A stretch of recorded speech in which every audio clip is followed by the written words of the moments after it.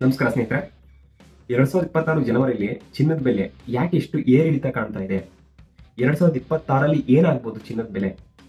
ಮತ್ತೆ ಚಿನ್ನದ ಬೆಲೆ ಏರೋಕೆ ಮತ್ತೆ ಇಳಿಯೋಕೆ ಏನೇನು ಕಾರಣ? ನಾವು ಇದನ್ನ ಸಂಪೂರ್ಣವಾಗಿ ತಿಳ್ಕೊಳ್ತಾ ಹೋಗೋಣ ಈ ವಿಡಿಯೋದಲ್ಲಿ. ಚಿಕ್ಕದಾಗಿ ಚೊಕ್ಕದಾಗಿ ಸಿಂಪಲ್ ಕನ್ನಡದಲ್ಲಿ ಹೇಳ್ಕೊಡ್ತೀನಿ. ಫಸ್ಟ್ ಬೇಸಿಕ್ ಕಾನ್ಸೆಪ್ಟ್ ತಿಳ್ಕೊಳ್ಳೋಣ. ಮೊದಲು ಒಂದು ಬೇಸಿಕ್ ವಿಷಯ ಏನಂದ್ರೆ ಚಿನ್ನ ಯಾವಾಗ ಏರುತ್ತೆ ಅನ್ನೋದನ್ನ. ಜಗತ್ತಿನಲ್ಲಿ ಯಾವಾಗ ಏರುತ್ತೆ ಅಂದ್ರೆ, ಜಗತ್ತಿನಲ್ಲಿ ಭಯ ಶುರುವಾದಾಗ ಚಿನ್ನ ಏರುತ್ತೆ. ಯುದ್ಧದ ಭೀತಿ ಆದಾಗ ಚಿನ್ನ ಇರುತ್ತೆ. ಆತಂಕದ ಸಮಯದಲ್ಲಿ ಚಿನ್ನ ಇರುತ್ತೆ. ರಿಸ್ಕ್ ಸಿಕ್ಬಿಟ್ಟು ಜನ ಏನ್ ಮಾಡ್ತಾರೆ, ರಿಸ್ಕ್ ಫ್ರೀ ಇರತಕ್ಕಂತಹ ಗೋಲ್ಡ್ ಮೇಲೆ ಬರ್ತಾರೆ. ಅದಕ್ಕೆ ಫಿಯರು ಮೇಲೆ ಹೋದಾಗ ಚಿನ್ನನೂ ಮೇಲೆ ಹೋಗುತ್ತೆ. ಅಂದ್ರೆ ಯಾಕೆ ಇಷ್ಟು ಮೂವ್ಮೆಂಟ್ ಆಗ್ತದೆ ಈ ಜನವರಿ 2026 ಅಂದ್ರೆ, ಮೊದಲ ಕಾರಣ ಅಮೆರಿಕದ ಅಧ್ಯಕ್ಷ ಡೊನಾಲ್ಡ್ ಟ್ರಂಪ್ ಮತ್ತೆ ಟ್ರೇಡ್ ಟ್ಯಾರಿಫ್, ಟ್ರೇಡ್ ವಾರ್ ಬಗ್ಗೆ ಮಾತಾಡ್ತಾ ಇರೋದು. ಜಾಗತಿಕ ಮಾರುಕಟ್ಟೆಯಲ್ಲಿ ಅನ್ಸರ್ಟನಿಟಿ ಬಂದಿದೆ. ಏನಾಗ್ಬೋದು ಇವಾಗ ಅನ್ನೊಂದು ಒಂದು ಗೊಂದಲ ಇರೋದ್ರಿಂದ ಎಲ್ಲ ಇನ್ವೆಸ್ಟ್ಮೆಂಟ್ ಲಿಕ್ವಿಡ್ ಅಸೆಟ್ ಬಿಟ್ಟು ಚಿನ್ನದ ಕಡೆ ಮುಖ ಮಾಡಿದ್ದಾರೆ. ಮನಿ ಆಟೋಮೆಟಿಕಲಿ ಗೋಲ್ಡ್ ಕಡೆ ಬರುತ್ತೆ, ಬ್ಯಾಂಕ್ ಇಂದ ಅಥವಾ ಬಾಂಡ್ಸ್ ಗಳಿಂದ.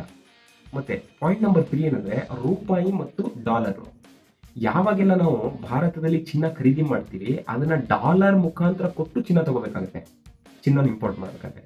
ಅವಾಗ ನಾವು ಡಾಲರ್ ಕೊಟ್ಟು ತಗೋಬೇಕಾದ್ರೆ ಡಾಲರ್ನ ಫಸ್ಟ್ ಖರೀದಿ ಮಾಡಬೇಕಾಗುತ್ತೆ.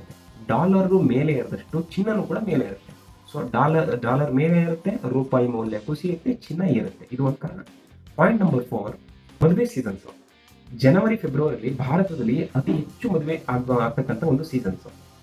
ಈ ಸಮಯದಲ್ಲಿ ಫಿಸಿಕಲ್ ಗೋಲ್ಡ್ ಡಿಮ್ಯಾಂಡ್ ಜಾಸ್ತಿ ಇರುತ್ತೆ. ಅಥವಾ ಜಾಗತಿಕ ಭಯ, ಇತ್ತ ಲೋಕಲ್ ಡಿಮ್ಯಾಂಡ್ ಹೆಚ್ಚಾಗುತ್ತೆ. ಇವೆರಡೂ ಸೇರಿ ಬೆಲೆಗೆ ಪ್ರೆಷರ್ ಕ್ರಿಯೇಟ್ ಆಗಿದೆ. ಮತ್ತೆ ಪಾಯಿಂಟ್ ನಂಬರ್ 5 ಏನಂದ್ರೆ, ಹಾಗಾದ್ರೆ ಮಧ್ಯೆ ಮಧ್ಯೆ ಇಳಿಯೋದು ಯಾಕೆ ಅಂತ ಕೇಳ್ಬೋದು. ಡಿಮ್ಯಾಂಡ್ ಜಾಸ್ತಿ ಇಷ್ಟಿದೆಯಲ್ಲ, ಇಳಿಯೋದು ಯಾಕೆ ಮಧ್ಯ ಅಂತ ಇದು ಗೊತ್ತಿರಲಿ. ಇದಾಗೋದು ಪ್ರಾಫಿಟ್ ಬುಕ್ಕಿಂಗ್ ಕಾರಣ. ಅಂದ್ರೆ ದೊಡ್ಡ ದೊಡ್ಡ ಹೂಡಿಕೆದಾರರು ಬೆಲೆ ಏರಿದ ತಕ್ಷಣ ಲಾಭ ತೆಗೆದುಕೊಂಡು ಸೇಲ್ ಮಾಡ್ತಾರೆ. ಅದರಿಂದ ಒಂದಿನ ಪ್ಲಸ್ ಆಗುತ್ತೆ, ಇನ್ನೊಂದು ದಿನ ಮೈನಸ್ ಆಗುತ್ತೆ. ಇದನ್ನೇ ವಾಲೆಟಿಲಿಟಿ ಅಂತ ಕರೀತಾರೆ. ಪಾಯಿಂಟ್ ನಂಬರ್ 6, ಸಾಮಾನ್ಯ ಜನ ಏನ್ ಮಾಡಬೇಕು? ಇದೀಗ ಮುಖ್ಯ ಪ್ರಶ್ನೆ ಏನಂದ್ರೆ, ನೀವೇನ್ ಮಾಡ್ಬೇಕು ಅಂದ್ರೆ, ನಿಮಗೆ ಮದುವೆ ಕಾರಣನ ಅಥವಾ ಇನ್ವೆಸ್ಟ್ಮೆಂಟ್ ಮೇಲಿದೆಯಾ ಅಂತ ಒಂದು ಖಚಿತಪಡಿಸ್ಕೊಳ್ಬೇಕು.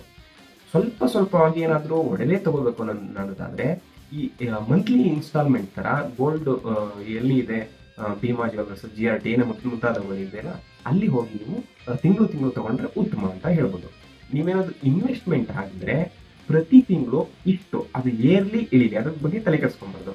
ಪ್ರತಿ ತಿಂಗಳು ಇಷ್ಟು ಅಮೌಂಟ್ ಅಂತ ನೀವು SIP ಮಾಡುವ ಮುಖಾಂತರ, ಸಿಸ್ಟಮ್ಯಾಟಿಕ್ ಇನ್ವೆಸ್ಟ್ಮೆಂಟ್ ಪ್ಲಾನ್, ಜೆರೋದ ಕೈಟಲ್ ಆಗಲಿ ಅಥವಾ ಇನ್ಯಾವುದೇ ETF ಗಳಲ್ಲಾಗಲಿ, ನೀವು ಗೋಲ್ಡ್ ETF ಅಂತ ಬರುತ್ತೆ, ಎಕ್ಸಾಂಪಲ್ ಸಿಲ್ವರ್ ಬೀಸ್, ಇಲ್ಲಿ ಕೂಡ ನೀವು ಮಂತ್ಲಿ ಇನ್ವೆಸ್ಟ್ ಮಾಡ್ತಾ ಹೋಗ್ಬೋದು.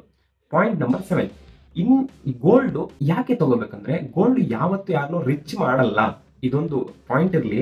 1 ವರ್ಷಕ್ಕೆ ಡಬಲ್ ಆಗಿದೆ, 2 ವರ್ಷಕ್ಕೆ 5 ಪಟ್ಟಾಗಿದೆ, 10 ವರ್ಷಕ್ಕೆ 10 ಪಟ್ಟಾಗಿದೆ ಅಂದ ತಕ್ಷಣ ಗೋಲ್ಡ್ ಯಾವತ್ತು ಅತಿ ಬೇಗ ಶ್ರೀಮಂತರನ್ನು ಮಾಡಲ್ಲ.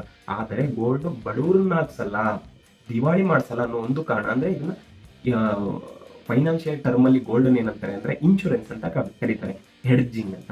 ಸೊ ಅದರಿಂದ ಗೋಲ್ಡ್ ನ ತಗೊಳ್ಳೋದ್ರಿಂದ ಲಾಭ ಆಗುತ್ತಾ? ಅದು ಅನ್ಸರ್ಟನಿಟಿ, ಗೊತ್ತಿಲ್ಲ. ಆದ್ರೆ ಲಾಸ್ ಆಗುತ್ತಾ? ಖಂಡಿತ ಇಲ್ಲ. ಅದರಿಂದ ಏನಂತ ಸಂಕ್ಷಿಪ್ತವಾಗಿ ಹೇಳೋದಾದ್ರೆ, ಚಿನ್ನ ಹೈಪ್ ಅಲ್ವೇ ಅಲ್ಲ, ಚಿನ್ನ ಸೇಫ್ಟಿ. ನಿಮ್ಮ ಅಭಿಪ್ರಾಯ ಕಮೆಂಟ್ ಮಾಡಿ. 2026 ಕೊನೆಗೆ ಚಿನ್ನದ ಬೆಲೆ ಎಲ್ಲಿಗೆ ಹೋಗ್ಬೋದು ಅನ್ನೋದನ್ನ ಕಮೆಂಟ್ ಮಾಡಿ. ಇದೇ ತರ ಸಿಂಪಲ್ ಫೈನಾನ್ಷಿಯಲ್ ಎಕ್ಸ್ಪ್ಲನೇಷನ್ ಬೇಕಾದ್ರೆ ನಮ್ಮ ಚಾನಲ್ನ ಸಬ್ಸ್ಕ್ರೈಬ್ ಮಾಡ್ಕೊಳ್ಳಿ. ಸಿಗೋಣ ಮುಂದಿನ ವಿಡಿಯೋದಲ್ಲಿ. ನಮಸ್ಕಾರ.